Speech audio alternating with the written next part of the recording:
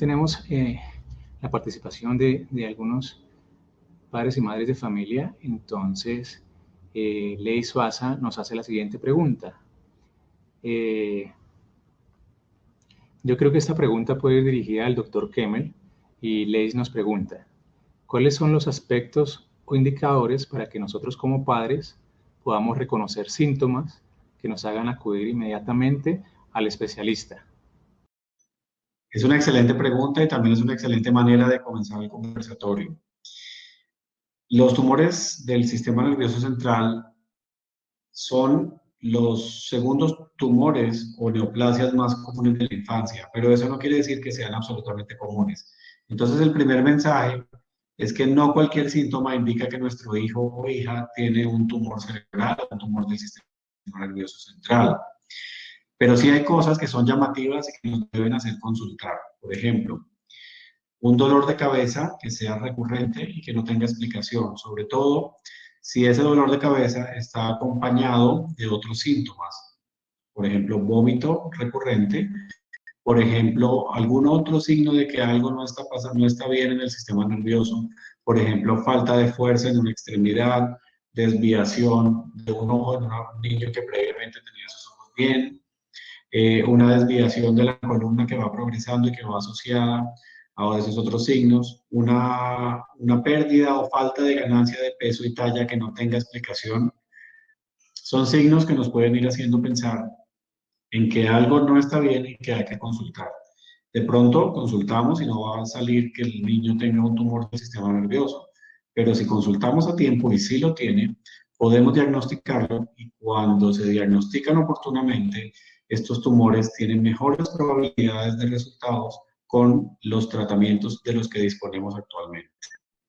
De hecho, el panorama ha cambiado mucho. Un tumor en un niño detectado a tiempo hoy en día permite una excelente sobrevida en una gran parte de los casos, a diferencia de lo que era hace 10, 15, 20 años. Pero todo depende de que lo vamos a atender de una manera oportuna. Por eso hay que estar muy atentos a esos síntomas. Entonces, en resumen, un dolor de cabeza persistente, recurrente, que no tiene otra explicación, con más razón si ese dolor se asocia a otros síntomas, vómito recurrente, crisis convulsivas que aparecen por primera vez, una desviación ocular en un niño que previamente podía presentar que no tenía estrabismos, era un niño con ojos normales y de repente empezamos a ver que puede presentar una desviación de los ojos, un niño que caminaba perfectamente normal y de repente tiene alteraciones para la marcha y empieza a caminar de una manera inadecuada. O también en los adolescentes hay que también tener mucho cuidado porque todos se lo atribuimos a que es un comportamiento típico de adolescentes. Entonces, el comportamiento, una agresividad que no tenga explicación, un mal desempeño escolar en un niño que era un buen estudiante, son también cosas que hay que investigar, por lo menos ir a una cita médica y ahí comenzar los estudios. Otra cosa que vemos también es niños que tenían una ganancia de peso y de estatura normal y de repente se detienen, se estancan o dejan de presentar esa ganancia de peso, o por el contrario, empiezan a perder peso inexplicablemente. Esto siempre indica estudiarlo. Los mismos síntomas muy recurrentes, por ejemplo, dolor de cabeza que se lo achacan a una sinusitis. Es verdad, la sinusitis puede causar dolor de cabeza, pero ¿qué pasa si esa sinusitis es recurrente, ya se trató, ya no tiene sinusitis y sigue con el dolor de cabeza? Nos toca ir más allá y en una consulta médica solicitar unos estudios más avanzados de por qué ese dolor de cabeza no desaparece. Eso sería como un poquito de resumen de muchas cosas que los padres pueden estar pendientes. Y por supuesto hay más, pero pues ya se van viendo poco a poco en la consulta ya médica especializada o en la consulta general de pediatría. Muchas gracias, doctor Kemmel. Con la atención que debemos prestar, sobre todo en los niños pequeños, ¿sí? En los niños pequeños donde, bueno, la manifestación de todo tipo de cáncer en sus estadios precoces es muy inespecífica. Y en los niños pequeños, ¿cierto? Aquel niño que no puede decir, me duele la cabeza, o tengo esto, tengo aquello. Es en ellos aún más importante, si podemos decirlo, mantener un alto índice de sospecha. ¿sí? Y bueno, en términos generales podemos mencionarlo de la siguiente manera, y es que confíen, ¿sí? En su instinto, ¿sí? Hay algo que es generalizado en pediatría y es que un niño, por ejemplo, pequeño, ¿sí? Un niño menor de 2 años, que está de forma persistente irritable, ¿sí? Un niño que es muy difícil de tranquilizar, un niño que no se tranquiliza en brazos de su madre, es un niño que puede tener algo grave, ¿sí? Y en el caso específico que nos compete hoy, puede ser un signo de un tumor cerebral, ¿sí? El niño que venía bien en su neurodesarrollo, en su desarrollo psicomotor, y se estanca en ese desarrollo psicomotor, o incluso en ocasiones regresa en ese desarrollo psicomotor. Esto puede ser un signo de un tumor del sistema nervioso central. Bueno, y quisiera, bueno, mientras se animan un poco más nuestros amigos padres y madres de familia, quisiera pedirle el favor a Adelaide si nos pudiera explicar un poco más en qué consiste el cuidado paliativo, porque hemos notado con mucha frecuencia que le tenemos pavor a que se acerque el especialista de cuidado paliativo, ¿sí? Porque creemos que cuando llamamos al especialista en cuidado paliativo es porque no tenemos nada que hacer, ¿sí? Y obviamente el concepto real pues de la especialidad dista mucho de que solamente de esto se trate. ¿Nos explicas un poco más, por favor? Claro que sí, Oscar. Muchas gracias por esa pregunta. Bueno, el cuidado paliativo pediátrico realmente surge como una necesidad de atención integral para todos los niños que tienen enfermedades crónicas, que tienen dentro de las características de esa enfermedad crónica que esas enfermedades pueden no curarse o cuya posibilidad de curación es baja.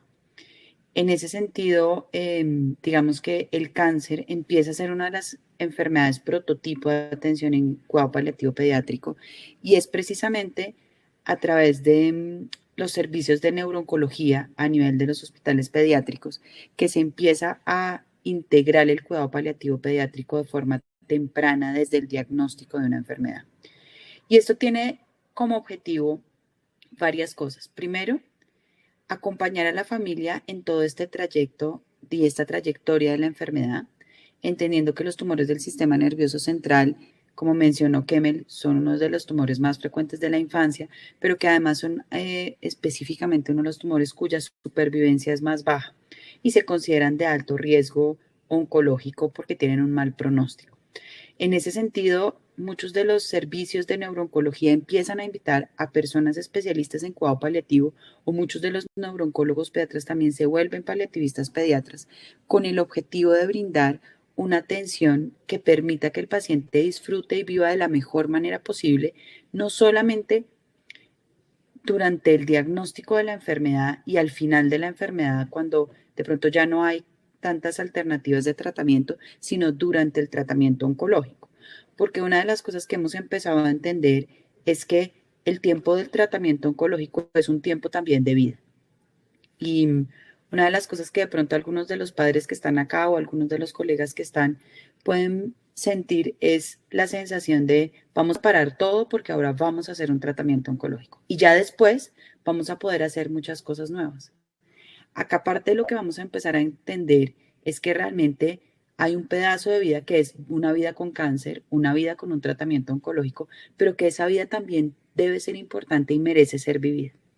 Y en ese sentido, digamos que la neurooncología abre una puerta especial para el cuidado paliativo, para integrarnos de forma temprana al tratamiento y acompañar a la familia en todos los pequeños duelos, porque la neurooncología tiene dentro de las características no solamente una enfermedad grave, como es el cáncer en general, pero también es una enfermedad que en muchas oportunidades se asocia a secuelas grandes en función de esos procedimientos quirúrgicos que tienen que hacerse con el objetivo de curar a un paciente, con alteraciones que se pueden presentar secundarias al tratamiento oncológico, que van presentando y significando para el paciente una serie de pérdidas y de duelos pequeños de su capacidad de interactuar con otras personas, de su autonomía, de poderse mover. Y en ese sentido, el cuidado paliativo ha empezado a ser como una capa más de atención que permite que el paciente tenga una vida de la mejor manera posible y sobre todo que aprenda a disfrutar vivir aún en un escenario crítico. Y por eso, digamos, una de las características que tiene el cuidado paliativo pediátrico es que definitivamente debe ser multidisciplinario, debe tener una serie de interacciones con otros especialistas, especialmente con el equipo psicosocial, adicionalmente pues al equipo médico y al equipo de rehabilitación, con el objetivo realmente de mejorar la calidad de vida. Y cuando me refiero a mejorar la calidad de vida, digamos que sí es necesario hablar mucho de mejorar la capacidad de disfrute de un paciente y su funcionalidad tanto como sea posible, digamos en el caso específico de los tumores del sistema nervioso central. Eso sería básicamente lo que hacemos. Pues mira que precisamente con las palabras que finalizaste nos están haciendo una pregunta. Y entonces Julio César Hernández nos pregunta para que por favor nos ayudes, obviamente, a orientarlo de una forma clara, ¿sí? ¿Cómo le podemos mejorar la calidad de vida a un niño con recaída de un tumor del sistema nervioso central? Bueno, lo primero que siempre tenemos que tener en cuenta es que el objetivo cuando estamos hablando de mejorar la calidad de vida en un paciente con una enfermedad neurológica va a ir dirigido y definido de su condición de base. Si es un paciente que tiene toda una funcionalidad adecuada, que tiene independencia para las actividades de su vida diaria, que puede moverse, que puede interactuar con las personas de forma normal, lo primero que debemos intentar ver es si la lesión que se ha tenido, digamos, recidida es susceptible de una corrección quirúrgica que pueda ser paliativa y no necesariamente implique mayor daño sobre el sistema nervioso central. Lo otro que es importante también entender es cuáles son las cosas importantes para los pacientes. Una de las cosas que sucede con alguna frecuencia es que existen unos problemas médicos que nosotros logramos identificar y existen unas necesidades médicas que identifica la familia. Y no necesariamente esas dos necesidades confluyen. Por decir algo, puede ser que para un paciente sea muy importante poder caminar, pero para el equipo médico sea más importante que el paciente coma. Y muchas veces hacemos planes médicos para poder solucionar el problema de que el paciente coma, pero realmente lo que el paciente quiere es caminar.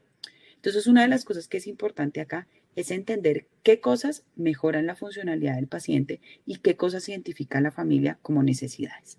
Siempre tratando de entender que en la medida de que se pueda vamos a tratar de corregir tantos síntomas como sea posible, pero que quizás habrá unos síntomas que no podemos manejar en un 100% y que se debe clarificar a la familia cuáles vamos a poder manejar y cuáles no. Incluso en algunas oportunidades, nosotros cuatro como parte del equipo de neurooncología y de oncología pediátrica de la Fundación Santa Fe, una de las cosas que hemos hecho ha sido intervenciones quirúrgicas que parecen exageradas, cercanas al final de vida, con el objetivo de mejorar la calidad de vida del paciente y hacer que el tiempo que esté vivo no tenga dolor o pueda tener mayor comunicación con su familia.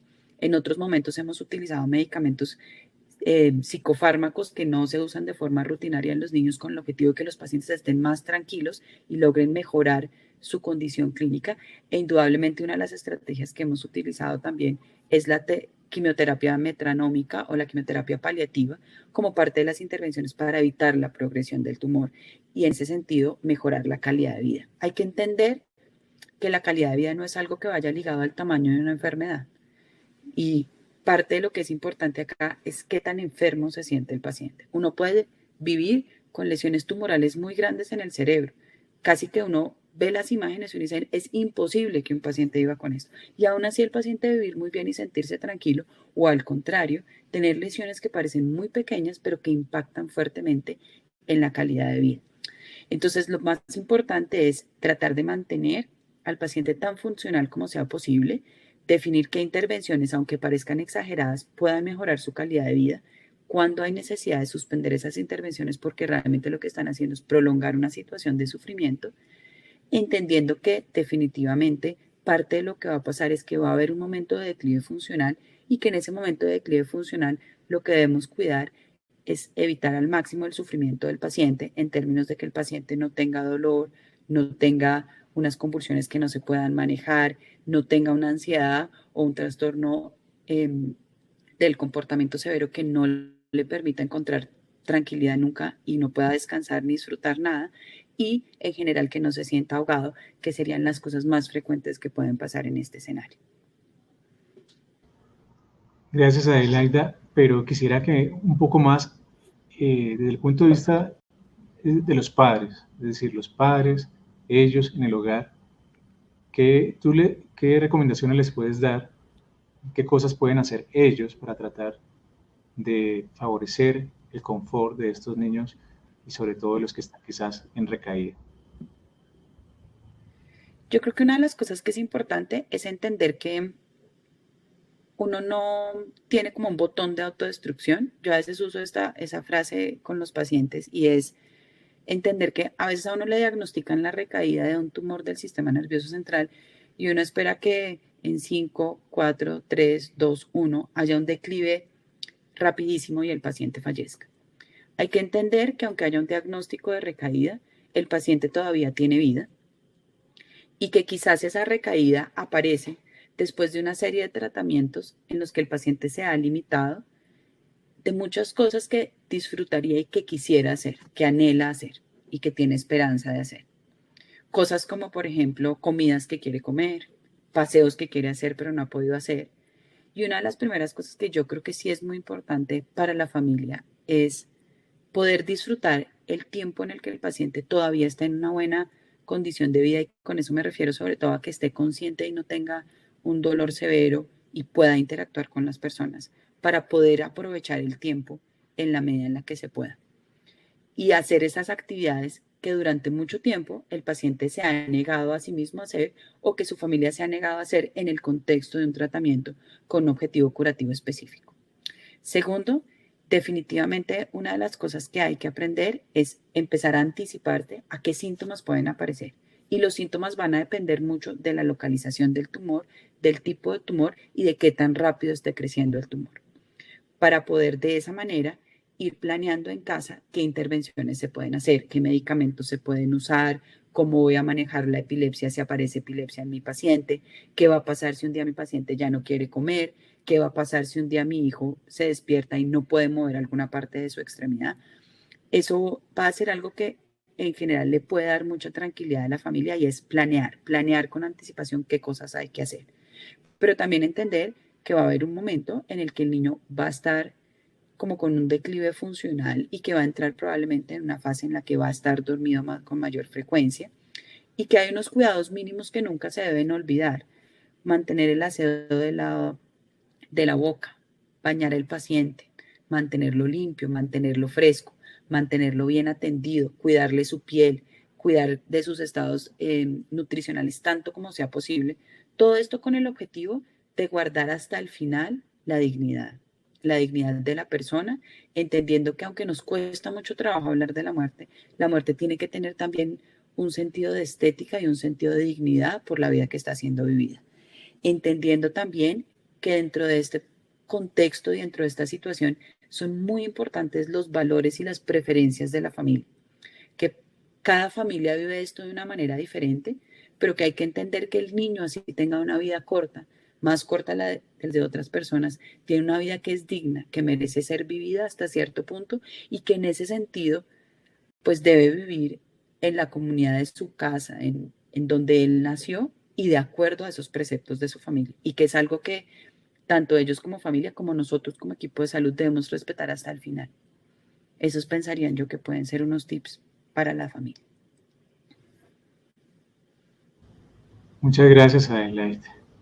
Yo creo que una pregunta muy importante para resolver va dirigida a nuestro compañero Santiago. Y nos pregunta Lisset Viviana Parada, ¿cómo abordar el diagnóstico de novo, ¿sí? De un diagnóstico de un cáncer, ¿sí? Con la familia, y cuál sería la recomendación para contar esto? Pregunta ella.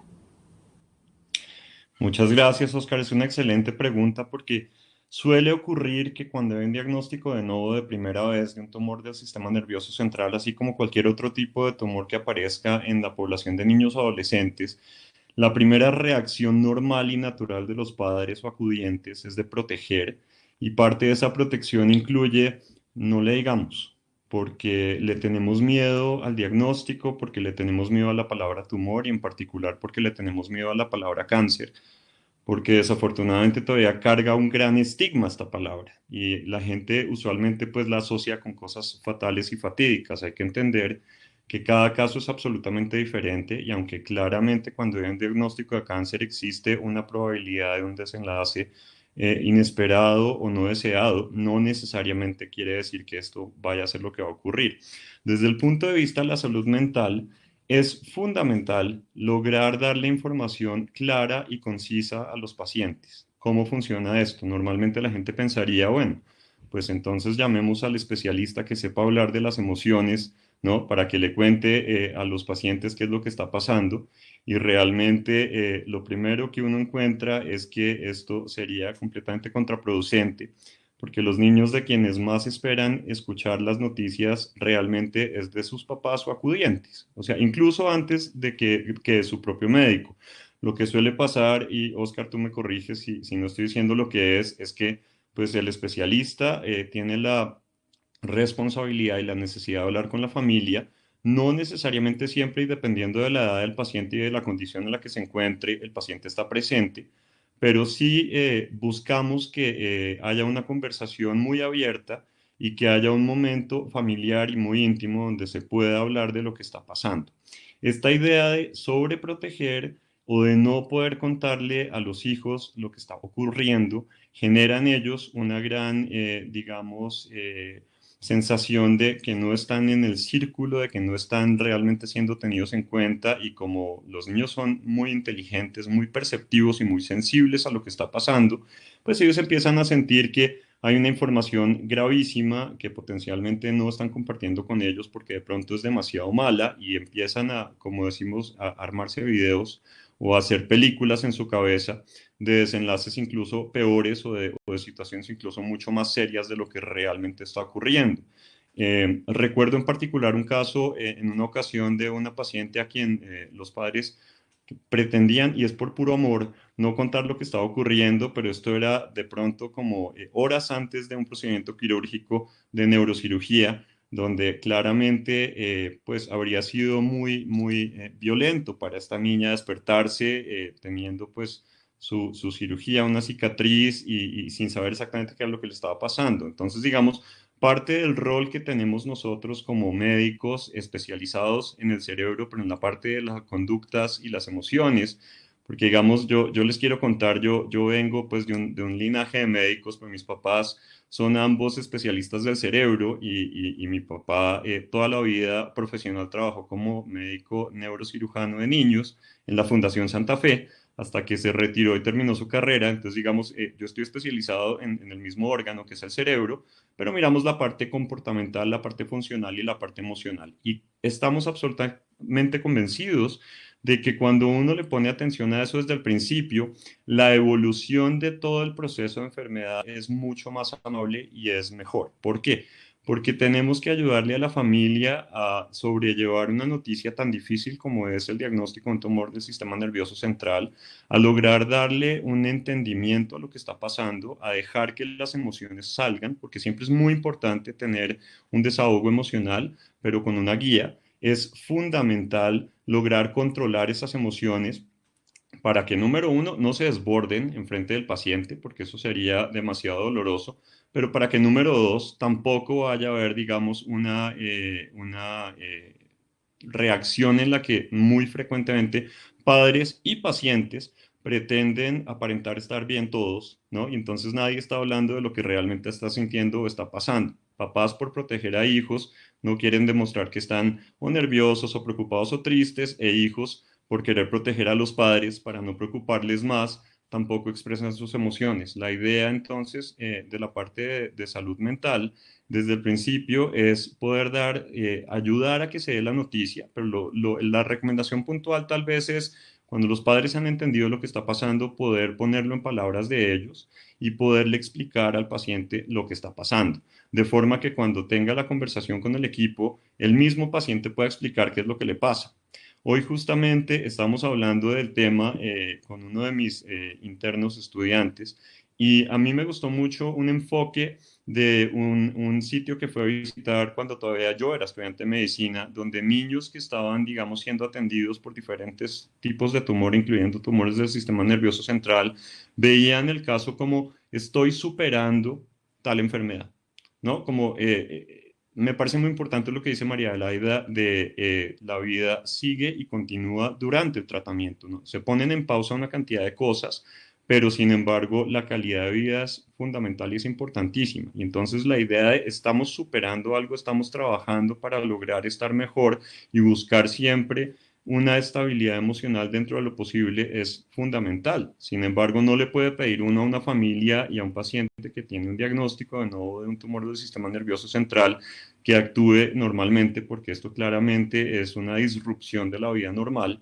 Y para poder darle, digamos, un significado y para poder entender lo que se viene, el equipo de salud mental entra a formar, digamos, una especie de alianza con estas familias para poderles ayudar desde el momento inicial a entender lo que está pasando, a manifestar sus emociones y a que también el niño tenga un espacio, a veces de forma privada, para poder expresar lo que está sintiendo, para poder sacar todos los miedos, para poder hablar de los sentimientos que tiene y adaptarse también, digamos, al ambiente hospitalario, porque lo usual no es que un niño o un adolescente pase demasiado tiempo en un hospital. Cuanto más pronto se le logre explicar lo que está pasando en términos simples y sencillos, más fácil es para el paciente, digamos, hacer un proceso y como quien dice, digerir esta información, procesarla y lograr entenderla mejor. Gracias, Santiago. Creo que está bastante claro y estoy totalmente de acuerdo contigo. Sí, yo creo que es fundamental, sobre todo, pues hablar claro y obviamente para poder hablar claramente, lo importante es decir la verdad, que por de pronto es algo muy obvio tener que aclararlo, pero, pero bueno, creo que hay que resaltar que efectivamente es algo que nunca olvidamos, eh, pues desde el momento inicial o desde el primer contacto, eh, pues con las familias de nuestros pacientes afectados por cualquier tipo de lesión tumoral.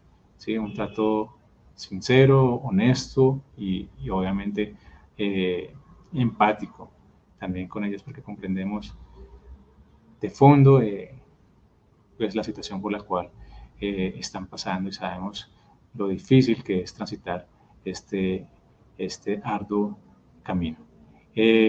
Rosa Milena nos pregunta, eh, puntualmente ella anota, en el caso de una lesión secundaria en el sistema nervioso central de otra patología como leucemia, ¿cuáles son los tipos de tumor más frecuentes que podrían aparecer y en qué línea de tiempo existe mayor probabilidad de ocurrencia?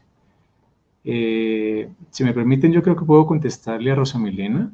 Eh, bueno, la leucemia puede producir per se, ella, compromiso del sistema nervioso central. ¿Sí?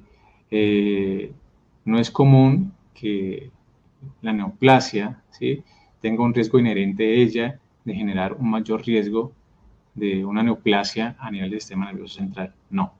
Es distinto que desafortunadamente algunas terapias a las cuales recurrimos hoy cada vez menos, ¿sí?, que algunas terapias se hayan asociado, se haya documentado que pueden incrementar el riesgo de presentar posteriormente en el tiempo una segunda neoplasia. ¿Sí?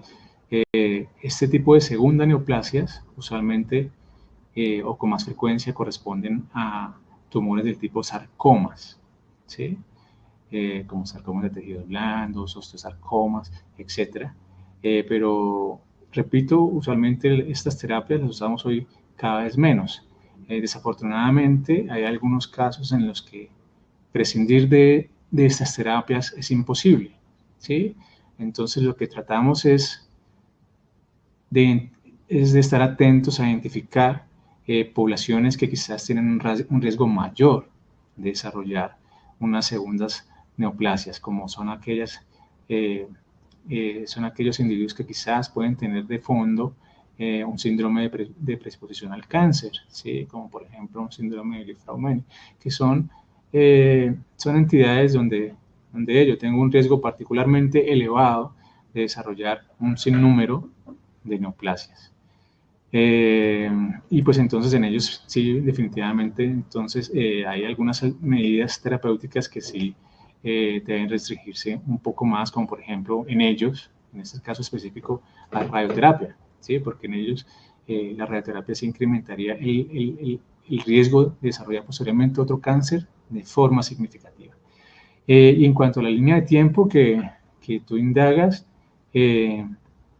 este riesgo de una segunda neoplasia asociada a las terapias existe en cualquier momento, ¿sí? Puede ser mucho tiempo después o incluso puede ser muy temprano, ¿sí?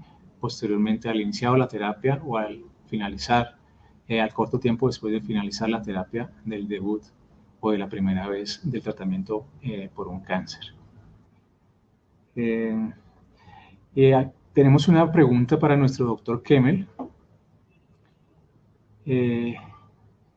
Lady anota, ¿en qué momento llega el paciente al diagnóstico de cirugía? ¿Qué pasos anteriores y posteriores a una cirugía por un tumor cerebral existen y cómo cambia la vida del paciente luego del procedimiento? Lady, gracias por la pregunta. Básicamente, la decisión de la indicación de llevar al paciente a cirugía tiene que ver con varias cosas. La primera indicación de que el paciente se tenga que operar está en obtener un diagnóstico histopatológico.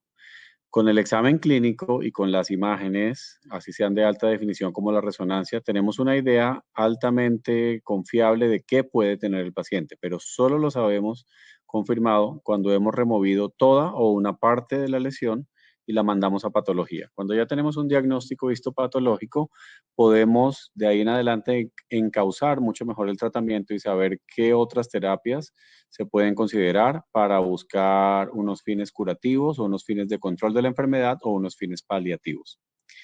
Esa es la primera indicación. La segunda indicación es cuando esta lesión nos está ejerciendo un efecto compresivo sobre estructuras neurológicas que son esenciales para la función. Por ejemplo, si está en la zona motora del cerebro, que está aquí en el lóbulo frontal, me va a generar una pérdida de fuerza en el lado derecho del cuerpo y pues al remover la lesión quitamos ese efecto compresivo para que pueda empezar a recuperar esa fuerza, ya sea de manera espontánea o con terapias. Por supuesto, eso depende del tipo de lesión, pero si hay un efecto compresivo que está generando esa masa, esa es una indicación de cirugía también. La tercera es que cause síntomas que no necesariamente son compresivos, pueden ser irritativos, por ejemplo, crisis convulsivas. Uno puede controlar las crisis convulsivas con medicamentos, pero si las crisis están causadas por una lesión que me está comprimiendo la corteza cerebral, esa es otra indicación para remover esa lesión y tratar de controlar ese efecto irritativo que tiene. Una cuarta indicación sería cuando hay un aumento de la presión intracraneana. Recordemos que el cráneo es una cavidad cerrada y cualquier elemento extraño que esté generando un efecto de masa al ocupar un volumen me comprime estructuras neurológicas vitales y me aumenta la presión dentro de esa cavidad cerrada. Si esa presión está aumentada, tenemos que hacer un procedimiento quirúrgico para aliviar esa presión. Muchas veces el procedimiento quirúrgico va a ser eliminar la lesión o remover el tumor, pero a veces lo que produce la lesión es que me obstruye el paso del líquido cefalorraquídeo y entonces se acumula ese líquido dentro del cerebro y me genera una hidrocefalia. A veces el procedimiento es para aliviar la presión al derivar el líquido que se está acumulando y corregir esa hidrocefalia. Pensaría que esas serían como las 4 indicaciones principales de por qué llevamos a un paciente a cirugía.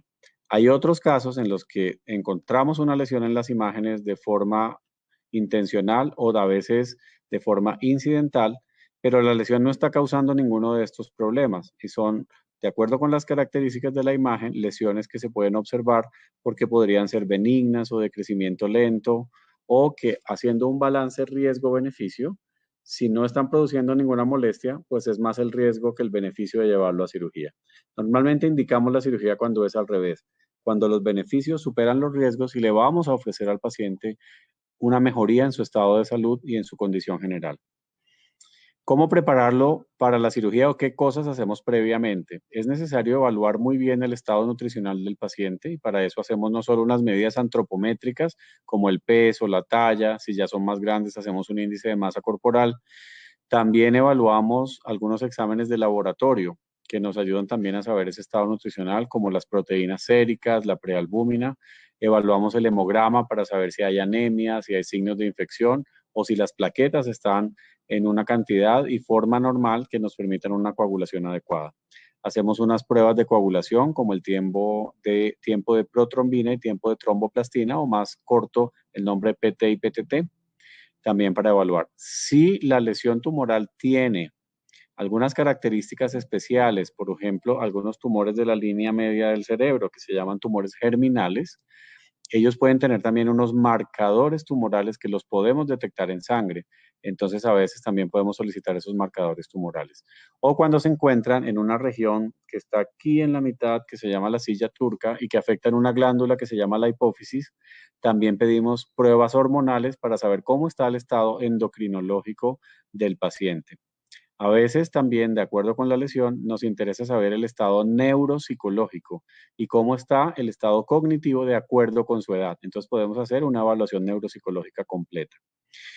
Una vez teniendo todo esto, vamos preparando al paciente para la cirugía. En esta época de pandemia también hacemos una prueba de COVID para que cuando llevemos al paciente en forma electiva sepamos si su estado es negativo o positivo. La mayoría de pacientes selectivos o que van a una cirugía electiva deben tener un estatus negativo de infección por COVID. Pero si es una urgencia, si el estatus es positivo o si no conocemos el estatus del paciente en cuanto a infección por COVID, de todos modos se tiene que hacer el procedimiento porque puede salvar la salud, la vida y la integridad del paciente.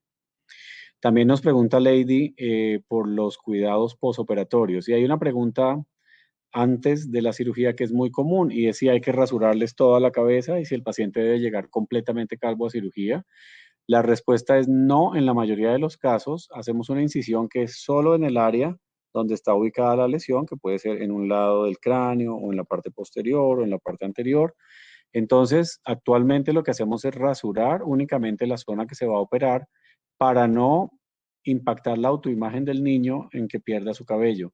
Y esto es importante tanto para niños como para niñas. Y es posible que les cause angustia saber que van a rasurarles toda la cabeza o quedar calvos. Y actualmente, pues no lo hacemos. Cuando a veces es, por ejemplo, un lactante, un bebé pequeño, y le va a crecer el pelo disparejo. A veces los mismos padres piden que los rasuremos todos o los traen ellos rasurados y después le crece parejo a los lados. Donde se hace la herida, casi siempre va a quedar una cicatriz y en esa cicatriz normalmente hay alopecia, en solo la herida, pero en los bordes a los lados de la herida el pelo vuelve a crecer normalmente. Después, en el posoperatorio, la mayoría de los pacientes que se operan de un tumor del sistema nervioso central van a la unidad de cuidado intensivo, no porque siempre salgan intubados o porque siempre salgan críticos, sino porque como es tan delicado el sistema nervioso y hay un control de todas las funciones del cuerpo desde allí, necesitamos monitorizar qué pasa en esas primeras 24 horas o 48 horas. A veces, dependiendo de la lesión, sí pueden salir intubados por un tiempo y luego se hace una extubación programada y se le va disminuyendo la sedación gradualmente. Pero en nuestra institución, la gran mayoría salen extubados y podemos hacer un monitoreo neurológico continuo ahí en la unidad de cuidado intensivo. En ese posoperatorio se toman exámenes y hacemos normalmente unas imágenes de TAC y de resonancia del cerebro o de la médula espinal, según sea el caso, para evaluar si queda algún residuo de la lesión. En la mayoría de los casos intentamos resecarla completamente, pero a veces hacemos una resección parcial porque hay alguna estructura vital que queramos proteger o porque sencillamente el propósito pues no es la resección total y eso se habla primero con los padres antes del procedimiento. Pero miramos si hay residuo tumoral, cómo quedó el lecho donde estaba ese tumor, si hay hematomas, si hay zonas de sangrado, si hay zonas de isquemia en la que se pierde irrigación alrededor de la lesión. También le damos medicamentos para el dolor, porque es muy importante que aunque esta cirugía puede ser dolorosa, sobre todo los 2 primeros días, el niño no sienta dolor. Entonces ponemos varios analgésicos que nos ayudan a controlar ese dolor y hacemos un apoyo emocional desde el punto de vista de psiquiatría infantil, y el servicio de cuidados paliativos nos ayuda también con ese manejo del dolor multimodal. Y el manejo de dolor no es solo dar más y más medicamentos, implica muchas cosas. El estado de confort del paciente, el hecho que miremos si está haciendo bien sus necesidades, por ejemplo, que no tenga la vejiga llena, que haya podido hacer deposición, que esté recibiendo su nutrición adecuadamente, que no tenga vómito, y también que esté acompañado de sus padres. En nuestra unidad de cuidado intensivo, los pacientes pueden tener acompañamiento permanente de los padres. En esta época actual de pandemia, tratamos de que esté solo uno de los padres en un momento y se turnen con el otro. Pero digamos, en épocas distintas, a veces permitimos que estén ambos padres para que se ayuden entre sí en la contención de esas emociones del paciente, en ayudarlo a ayudar a todo el personal que lo está cuidando también a participar en ese cuidado. Pienso que eso sería, en resumen, algunas de las medidas que tomamos antes y después de cirugía. Espero que eso haya resuelto la pregunta, Lady, y estamos, pues, por supuesto, disponibles para contestar cualquier duda adicional. Muchas gracias, doctor Kemmel. Yo creo que fue bastante claro. Rápidamente yo creo que gran parte de lo que pregunta Edinson ha sido contestado por el doctor Kemmel. Y si la pregunta es si un tumor cerebral puede afectar otras partes del cuerpo, bueno, pues cuando estamos hablando de ello es de la posibilidad de que si un tumor puede hacer metástasis en otras partes del cuerpo. Bueno, brevemente hay que explicar que los tumores cerebrales usualmente en primera medida o en orden de frecuencia, obvio pueden realizar esta metástasis, pero esta metástasis usualmente sigue el patrón de extensión a través del neuroeje, ¿sí? Es decir, con más frecuencia pueden hacer los tumores cerebrales diseminación a algún lugar en la médula espinal. Pero también con menos frecuencia pueden hacer metástasis fuera de este neuroeje, pueden hacer compromiso a nivel de los huesos y con menor frecuencia a nivel pulmonar y aún con menor frecuencia que esta compromiso a nivel visceral. Noto una pregunta muy importante que nos hacen para mi querida Adelaida. ¿Cómo funcionan las voluntades anticipadas? ¿Existen o han tratado con pacientes que piden el suspender sus tratamientos? ¿Cómo es el abordaje interdisciplinario de una decisión así? Bueno, esa realmente es una pregunta bien interesante que cada día va a tomar más boga en pediatría. En este momento existe legislación acerca de las voluntades anticipadas en nuestro país. Estas voluntades anticipadas están autorizadas para los niños entre los 14 y los 17 años, 364 días. ¿Cómo funcionan? Lo primero que debe quedar claro es que el paciente debe tener una enfermedad crónica que no tenga una opción de curación razonable o cuyo tratamiento planteado exceda el riesgo al beneficio, por lo menos teórico, que pueda presentar. En ese escenario, el paciente puede solicitar y diligenciar un documento de voluntades anticipadas que puede notariar y que puede hacer además en una solicitud sin necesidad de que sus papás estén en concurrencia con ese deseo. Y en ese escenario, básicamente lo que se restringe es el inicio de medidas de soporte vital avanzado y maniobras avanzadas de reanimación. En principio, eso es lo que puede ofrecer el paciente. No se exige para el caso de las voluntades anticipadas en mayores de 14 años un proceso específico que incluya evaluar la competencia del paciente para tomar esas decisiones, siempre y cuando se cumpla el principio de que el paciente tenga una enfermedad que es crónica y que no se puede curar. Esto en el escenario específico de las voluntades anticipadas. En el escenario en el que un paciente solicite suspender el tratamiento, entonces hay que evaluar varias cosas. Primero, si la solicitud es una solicitud explícita del paciente, lo primero que tenemos que mirar es la edad, entendiendo que cada día más se habla del desarrollo de una autonomía en desarrollo, valga la redundancia, y en ese escenario los niños después de los 12 años podrían estar en capacidad y competencia para tomar decisiones acerca de los tratamientos médicos. En eso es muy importante tener en cuenta varias cosas, y es qué es competencia y qué es capacidad. Esto implica, primero, que el paciente no debería tener déficit cognitivo y, segundo, que debería tener una serie de evaluaciones por un equipo de psiquiatría infantil en el cual se evalúe si realmente el paciente tiene la competencia para tomar una decisión, es decir, comprende en un 100% la consecuencia de la decisión que va a tomar. A veces, dependiendo de la edad, exigen que haya unas pruebas de inteligencia, coeficiente intelectual, en el cual, pues, digamos, tengamos como certeza que desde el punto cognitivo no haya ningún problema. Eso especialmente entre los niños de 12 a 14 años.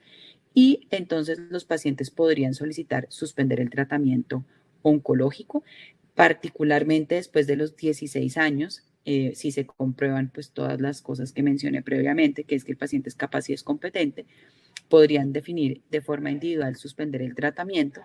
Y entre los 12 y los 16 años, pues hay una serie de zonas grises que son características no solo de la edad, sino de la legislación en nuestro país.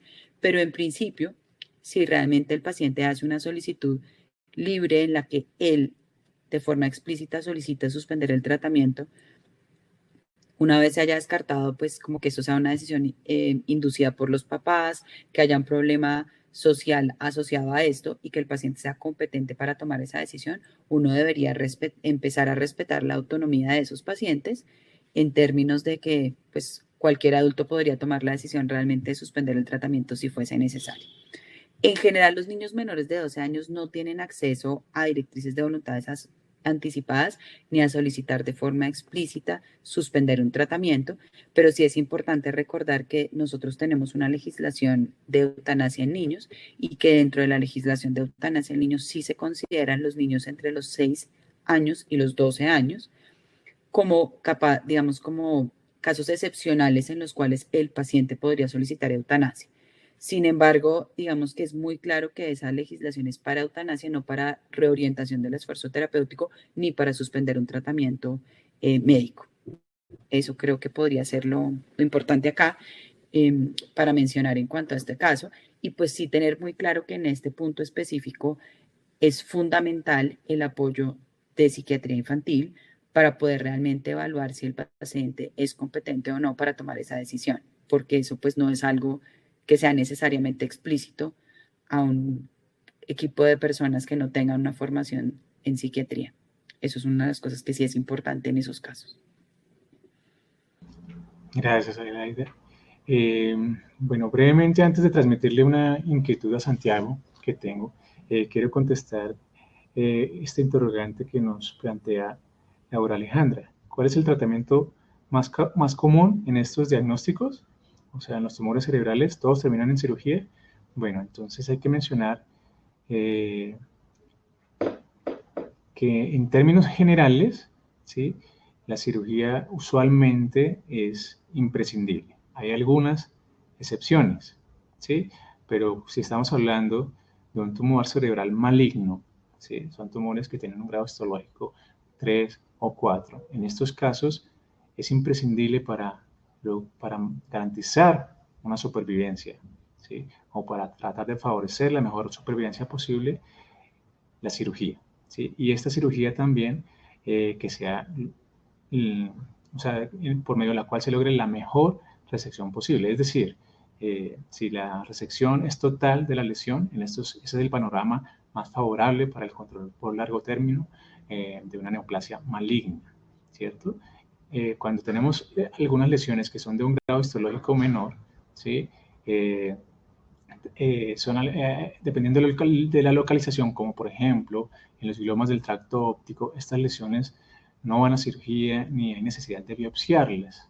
¿Listo? Porque la presentación clínica y por imágenes de ellas es bastante típica y con base a esto se logra un diagnóstico muy acertado y que va a permitir también encaminar el tratamiento también adecuado. Y en algunas otras lesiones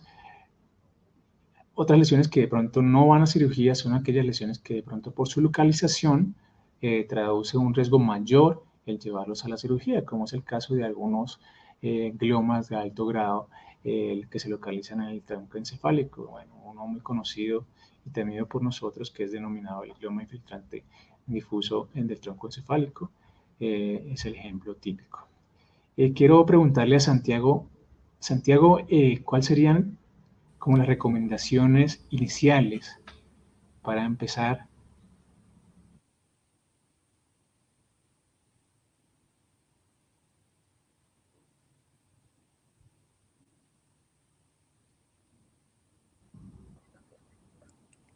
Santiago, qué Creo que pena. perdí el audio de Oscar. Sí, ¿puedes repetir? Sí, te voy a entonces, ¿cuáles serían como las recomendaciones iniciales? Es decir, las recomendaciones que debo empezar a tomar en el hogar, ¿sí? Como padre, como madre, como cuidador, como familia, para empezar a favorecer la recuperación emocional que genera el impacto de la alteración que produce el diagnóstico oncológico en mi imagen, ¿sí? Lo cual afecta de una forma tan importante a los niños. Correcto, es una excelente pregunta y una de las cosas importantes es primero poner sobre la mesa este tema de cómo se siente cada persona. Es diferente para cada persona cuál es la mayor inquietud que tienen. Digamos, no es poco frecuente que veamos que hay personas que tienen mayor preocupación, por ejemplo, por temas como los que hablaba Kemal, la cicatriz, lo de la rapada, la pérdida del pelo, el cambio en el aspecto físico, el cambio en la imagen corporal, pero también sabemos que como son tumores que comprometen el sistema nervioso central y el cerebro gobierna todo el cuerpo, pues puede haber también otros síntomas secundarios de pérdidas de funciones en la parte de los movimientos o en las capacidades que hay que manejar desde muy tempranas etapas. Y la idea siempre es lograr mantener la mejor autoestima posible, esto con ayuda del equipo de salud mental y con ayuda y apoyo de la familia. Se sugiere generalmente que, digamos, el círculo social más próximo esté muy enterado de lo que está pasando y sea muy sensible ante lo que está pasando para que pueda ayudarle, pues, a estos pacientes a funcionar de la forma más normal posible. También se sugiere que los compañeros, en el caso del colegio, tengan conocimiento de lo que está ocurriendo, que es ideal que haya alguien que tenga, digamos, la información necesaria, no toda la información, porque pues la historia clínica obviamente es confidencial y también depende mucho de cada familia, qué tanto quiere compartirse y de cada paciente, lo que le está pasando con la comunidad, pero también es muy importante el lograr tener el apoyo, especialmente en edades más tempranas, donde de pronto niños de primaria no entienden tan fácilmente qué es lo que le está pasando a alguien y a uno en esa edad puede que lo molesten por un cambio de apariencia o porque se rapó, o porque tiene la cicatriz o lo que sea, lograr sensibilizar a este círculo porque la idea es reintegrar a los niños a la sociedad dentro de lo posible, lo más pronto posible también y para que puedan funcionar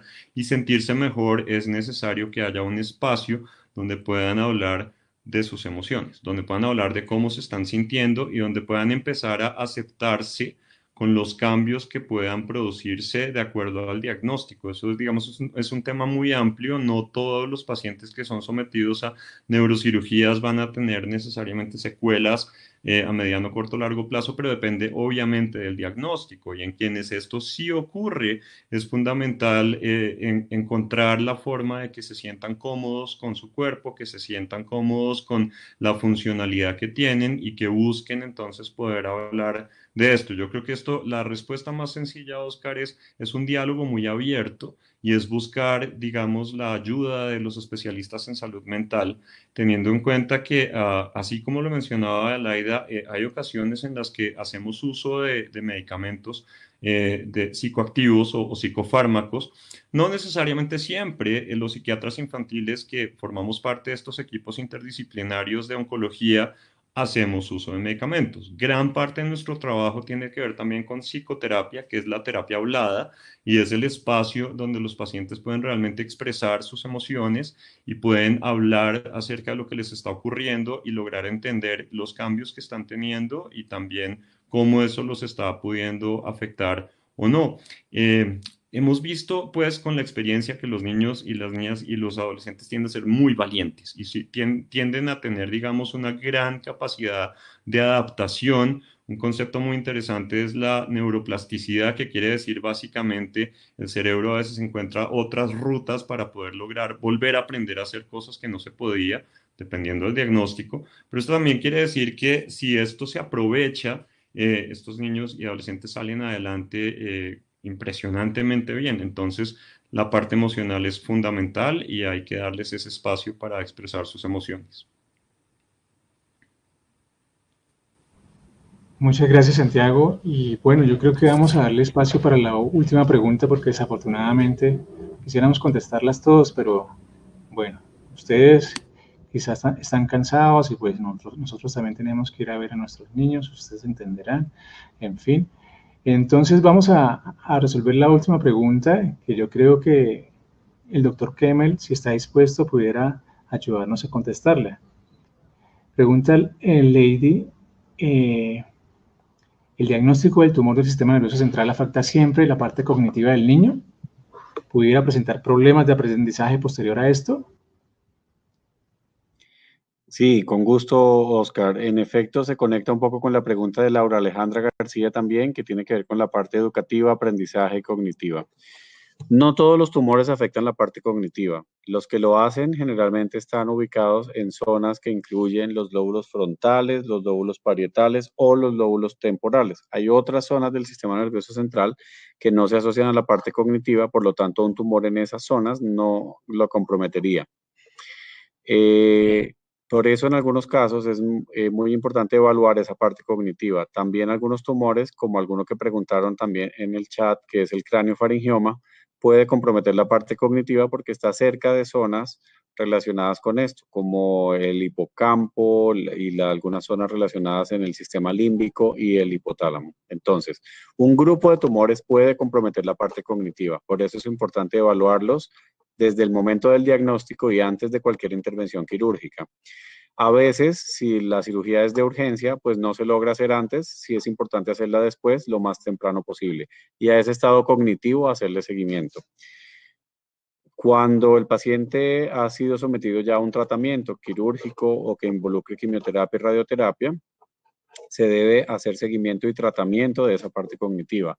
Las terapias de neurorehabilitación no son solo para la movilidad, no son solamente para el lenguaje, no son solamente para las actividades de la vida cotidiana, pero también deben involucrar la parte cognitiva, especialmente en un cerebro en desarrollo y en una edad en la que el aprendizaje es supremamente importante. Entonces, hay la terapia ocupacional, la terapia de fonoaudiología y la intervención de neuropsicología también puede ayudar a esa rehabilitación cognitiva para no dejar que se deterioren esas habilidades o para lograr que mejoren. Con los niños que tienen un tumor cerebral y en general con cualquier tipo de cáncer, las hospitalizaciones a veces son prolongadas y pasan mucho tiempo hospitalizados, pasan mucho tiempo en citas médicas, en tratamientos y a veces se atrasan en el colegio o a veces de hecho los desescolarizan mientras están en tratamiento. Muchas instituciones han incluido una estrategia de aula hospitalaria para que mientras los niños están hospitalizados por largo plazo puedan seguir recibiendo clases y actividades educativas para estimular esa parte cognitiva. Ahora con la virtualidad se pueden apoyar también y podrían continuar mientras están hospitalizados siempre y cuando su condición lo permita, haciendo algunas actividades remotamente para que no se atrasen escolarmente, pero siempre tengamos en cuenta esa parte cognitiva. A veces lo que afecta a la parte cognitiva no es el tumor en sí, ni la cirugía, ni los tratamientos, pero sí puede ser el desacondicionamiento no solo físico, sino también mental por estar aislados, desescolarizados, en continuos citas y tratamientos médicos. Entonces es clave tener en cuenta que no olvidemos, porque desde el punto de vista ocupacional, la ocupación de nuestros pacientes pediátricos es estudiar, eso es su vida escolar, su jardín infantil o en algunos casos de adolescentes sus primeros semestres de universidad. Entonces eso es parte de volver a la normalidad y a la vida cotidiana y tratemos de involucrarlo, incorporarlo lo antes posible, tan pronto la condición del paciente lo permita. Y una última palabra. La radioterapia a veces es necesaria para poder reducir o tratar o incluso curar algunos tumores del sistema nervioso central. La radioterapia es efectiva en muchos casos, en otros no, pero cuando es efectiva hay que hacerla. Sin embargo, a largo plazo puede también generar algunos defectos cognitivos. Y estos defectos cognitivos podrían también verse 1 año, 2 años o varios años después de que se haya hecho el diagnóstico, de que se haya hecho el tratamiento. Por eso también es importante la evaluación neuropsicológica completa y el seguimiento a largo plazo. En la Fundación Santa Fe, por ejemplo, contamos con un servicio de neuropsicología infantil que nos ayuda a evaluar a estos pacientes y hacerles un seguimiento.